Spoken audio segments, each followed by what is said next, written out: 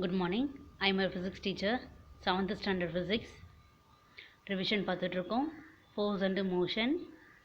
இதில் 2 மார்க் 5 மார்க்லாம் எந்த அளவுக்கு இம்பார்ட்டன்ஸ் கொடுக்குறீங்களோ அதே அளவுக்கு 1 மார்க்கு இம்பார்ட்டன்ஸ் கொடுக்கணும். அதனால தான் நிறைய வாட்டி உங்களுக்கு 1 மார்க் ரிவிஷன் பண்ணும்போது கொஷின் வித் ஆன்சரோட சொல்கிறோம். கரெக்டாக மார்க் பண்ணியிருக்கீங்களான்னு செக் பண்ணிக்கோங்க. மார்க் பண்ணல அப்படின்னா கரெக்டாக மார்க் பண்ணி வச்சுக்கோங்க. ஒவ்வொரு வாட்டியும் கொஷின் வித் ஆன்சரோட படித்து எழுதி பாருங்கள். 1 மார்க்ஸில் கரெக்டான மார்க் வந்துச்சுன்னா தான் உங்களோட டோட்டல் வந்து இன்க்ரீஸ் ஆகும். 1 மார்க்கில் மார்க் போச்சு அப்படின்னா டோட்டல் மார்க் குறையிறதுக்கு வாய்ப்பு இருக்குது. அதனால் கொஞ்சம் கூடுதல் கவனத்தோட படிங்க. ஓகேவா? எவாலுவேஷனில் first Roman choose the best answer. Question கவனிங்க. A particle is moving in a circular path of radius r. The displacement after of a circle would be. அதாவது ஒரு ஆப்ஜெக்ட் வந்து பார்த்தோம்னா சர்க்குலர் பாத்தில் ரேடியஸ் ஆர் அப்படின்ற ஒரு ரேடியஸில் வந்து சுற்றி வந்துட்டுருக்கு. அதில் வந்து பார்த்தோம்னா the displacement after half a circle would be. அது வந்து ஒரு ஆஃப் ரவுண்டுக்கு வந்ததுக்கப்புறம் அதனோட டிஸ்பிளேஸ்மெண்ட் என்னன்னு கேட்குறாங்க. உங்களுக்கே தெரியும் டிஸ்பிளேஸ்மெண்ட் அப்படின்றது வந்து பார்த்தோம்னா ஷார்ட்டஸ்ட் டிஸ்டன்ஸ் பிட்வீன் 2 பாயிண்ட்ஸ்னு அர்த்தம் இல்லையா? இப்போ ஆஃப் சர்க்கிள் வந்துருச்சு இல்லையா? அப்போ ரேடியஸ்ன்றது என்னன்னு பார்த்தோம்னா சர்க்கிளோடைய சென்டர் பாத்லேருந்து அதனோடைய எட்ஜ் வரைக்கும் உள்ள டிஸ்டன்ஸ் தான் ரேடியஸ் இல்லையா? அப்போ ஆஃப் சர்க்கிள் வரும்போது இந்த சைடு ஒரு ஆர், இந்த சைடு ஒரு ஆர், மொத்தம் 2r இல்லையா? அப்போ டோட்டல் டிஸ்டன்ஸ் வந்து பார்த்தோம் அப்படின்னா 2r. ஓகேவா? செகண்ட் கொஷின் பாருங்கள். From the given VT graph. VT கிராஃப்னா வெலாசிட்டி டைம் கிராஃப்னு அர்த்தம். From the given velocity time graph it can be inferred that the object is. இந்த கிராஃபில் பாருங்கள் வெலாசிட்டி டைம் கிராஃப் கொடுத்துருக்காங்க. இதுலேருந்து ஆப்ஜெக்ட் வந்து பொசிஷன் என்ன அப்படி சொல்லிட்டு கேட்குறாங்க. ஆன்சர் பாருங்கள். In uniform motion at rest, in non uniform motion, moving with uniform acceleration. ஓகேவா? ஸோ இந்த டயக்ராமில் இருந்து நம்ம வெரிஃபை பண்ணும்போது கிடைக்கக்கூடிய ஆன்சர் என்னன்னு பார்த்தோம்னா மூவிங் வித் யூனிஃபார்ம் ஆக்ஸலரேஷன். ஓகேவா? Third question. Which of the following figure represent uniform motion of a moving object correctly? ஓகேவா? ஒரு ஆப்ஜெக்ட் வந்துட்டு மூவிங்கில் இருக்குது, அதுவும் யூனிஃபார்ம் மோஷனில் இருக்குது அப்படின்னா அதனோடைய கிராஃப் எப்படி இருக்கும் அப்படின்னு பார்த்தோம்னா உங்களுக்கே தெரியும் ஸ்ட்ரைட் லைனாக இருக்கும்னு தெரியும் இல்லையா? இந்த 4 கிராஃபில் எது ஸ்ட்ரைட் லைனில் இருக்குது? டி இல்லையா? ஆப்ஷன் டி இல்லையா? மார்க் பண்ணிக்கோங்க. Which of the following figure represent uniform motion of the moving object correctly? Option D. Okay. அடுத்து fourth one பாருங்க.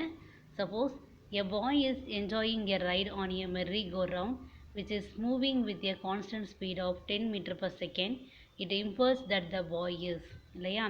ஒரு பாய் வந்து பார்த்தோம்னா மெர்ரி கோ ரவுண்டில் வந்துட்டு ரைட் போயிட்டுருக்காங்க. அவங்களோட ஸ்பீடு வந்து பார்த்தோம்னா 10 மீட்டர் பர் செகண்ட் அப்படின்னு ஒரு கான்ஸ்டன்ட் ஸ்பீடில் போயிட்டுருக்காங்க இல்லையா? அப்போ அந்த பாயோட இம்பல்ஸ் என்னன்னு கேட்குறாங்க இல்லையா? Option at rest, moving with no acceleration, in accelerated motion, moving with uniform velocity. இதில் வந்து பார்த்தீங்க அப்படின்னா நம்மளுக்கு க்ளூ வேர்டு என்னதான்னு பார்த்தோம்னா கான்ஸ்டன்ட் ஸ்பீட் தான். அப்போ ஸ்பீடு சேஞ்ச் ஆகாது அப்படின்னாக்க நம்மளுக்கு வந்து ஆக்ஸலரேஷன் அங்கே இல்லைன்னு அர்த்தம். அப்போ மூவிங் வித் நோ ஆக்ஸலரேஷன். ஓகேவா? Moving with no acceleration. Fifth பாருங்கள். What is one way you might increase the stability of an object? Option பாருங்க. Lower the center of gravity, raise the center of the gravity, increase the height of the object, shorten the base of the object. ஓகேவா? So ஒரு ஆப்ஜெக்டோடைய stability increase பண்ணணும் அப்படின்னா கட்டாயம் நம்ம செய்ய வேண்டியது என்னன்னு பார்த்தோம்னா lower the centre of gravity தான். ஓகேவா? Lower the centre of the gravity. Fill in the blanks பாருங்கள். The shortest distance between the two places is displacement. Shortest distanceனாவே என்னதான் அது? Displacement தான். Next, the rate of change of velocity is acceleration. Rate of change in velocity வந்துச்சுனாவே அது acceleration தான். ஓகேவா? If the velocity of an object increases with respect to time, then the object is said to be in dash acceleration. நல்லா கவனிங்க. டைமை பொறுத்து ஒரு ஆப்ஜெக்டோட velocity increase ஆகிட்டே இருக்குன்னா அது கண்டிப்பாக அது பாசிட்டிவ் ஆக்ஸலரேஷன் தான். ஸோ க்ளூ வேர்ட் ஞாபகம் வச்சுக்கோங்க. Velocity of an object increases with respect to time. ஓகேவா? நெக்ஸ்ட் ஃபோர்த் ஒன் பாருங்கள். The slope of the speed time graph gives. அதாவது ஸ்பீடு டைம் கிராஃபில் இருக்கக்கூடிய ஸ்லோப் வந்து எதை ரெஃபர் பண்ணுது அப்படின்னு பார்த்தோம்னா ஆப்ஜெக்டோடைய ஆக்சலரேஷனை தான் ரெஃபர் பண்ணுது. அப்போ ஆன்சர் இஸ் ஆக்சலரேஷன். அடுத்தது, in dash equilibrium its center of gravity remains at the same height when is displaced. இல்லையா?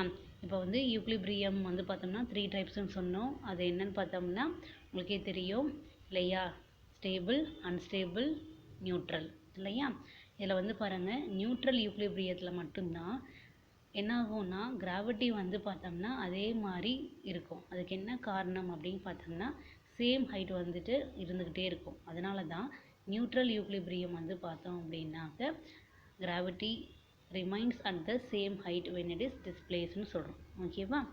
அடுத்தது தேர்ட் ரோமன், மேட்ச் த ஃபாலோயிங்கில் டிஸ்பிளேஸ்மெண்ட் பாருங்கள் என்ன கொடுத்துருக்காங்க, metre.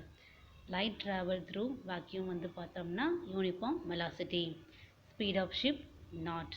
Centre of gravity of the geometrical shaped object பார்த்தோம்னா geometric centre. Stability அப்படின்னாவே larger base area. Match the ஃபாலோயிங்கை பொறுத்த வரைக்கும் கொஷின் வித் ஆன்சர் வந்து பார்த்தீங்க அப்படின்னா கொஷினுக்கு நேராக தான் ஆன்சர் எழுதியிருக்கணும். இந்த மாதிரி நம்பர் போட தேவையில்லை. உங்களுக்கு நடத்துறதுக்காக தான் நாங்கள் புக்கில் இந்த மாதிரி நம்பர் போட்டு காமிச்சிருக்கோம். ஆனால் நீங்கள் பரீட்சையில் எழுதும்போது கொஷினுக்கு நேராக ஆன்சரை எழுதி தான் நீங்கள் எழுதணும். ஓகேவா? மேட்ச் த ஃபாலோயிங்கை பொறுத்த வரைக்கும் நீங்கள் ஆன்சர் எழுதும்போது கொஷின் வித் ஆன்சர் நேரான ஆன்சரை எழுதுங்க. ஓகேவா? அனலாக். வெலாசிட்டி மீட்டர் பர் செகண்டால் மெஷர் பண்ணுறோம். அப்போ ஆக்சலரேஷனை metre per second square. Metre per second square. வெலாசிட்டின்னா மீட்டர் பர் செகண்ட், ஆக்சலரேஷன்னா மீட்டர் பர் செகண்ட் ஸ்கொயர். ஞாபகம் வச்சுக்கோங்க. Next length of scale. Length of scale எதில் மெஷர் பண்ணலாம்? மீட்டரில். இல்லையா? Speed of aeroplane. Speed of aeroplane knot. உங்களுக்கே தெரியும் ஸ்பீட் ஆஃப் ஷிப்பும் ஸ்பீட் ஆஃப் ஏரோப்ளைனும் யூனிட் ஒன்று தான். என்னது? நாட். ஓகேவா? டிஸ்பிளேஸ்மெண்ட் பை டைமை வந்து வெலாசிட்டின்னு சொல்கிறோம். அப்போ ஸ்பீடு பை டைமை ஆக்சலரேஷன். டிஸ்பிளேஸ்மெண்ட் பை டைமை வெலாசிட்டின்னு சொல்கிறோம். அப்போ ஸ்பீடு பை டைமை ஆக்சலரேஷன் சொல்கிறோம். ஓகேவா?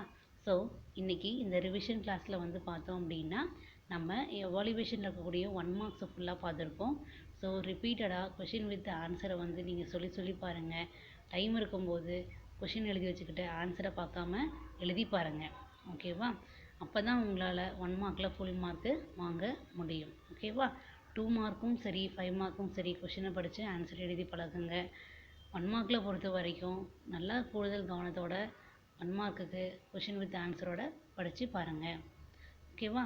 நெக்ஸ்ட் ரிவிஷன் கிளாஸில் பார்க்கலாம். தேங்க்யூ.